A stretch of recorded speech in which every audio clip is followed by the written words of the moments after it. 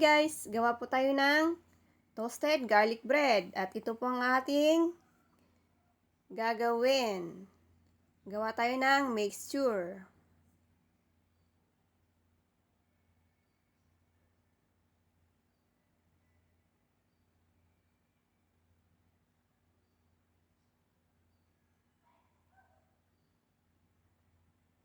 Yan lang po. At ating imekos-mekos.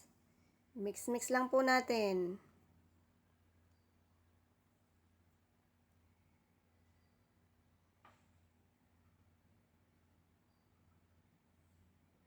At ito ang ating tinapay. Spread lang natin ang ating ginawang mixture. Ilagay natin sa loob. At lagyan natin hanggang sa taas. At dagdagan pa natin ng cheese. Ayan, it's cooking time.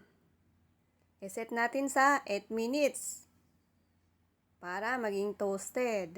Kung ayaw nyo naman ng toasted, 5 or 7. Ayan guys, try nyo rin po. Masarap po siya. Thank you!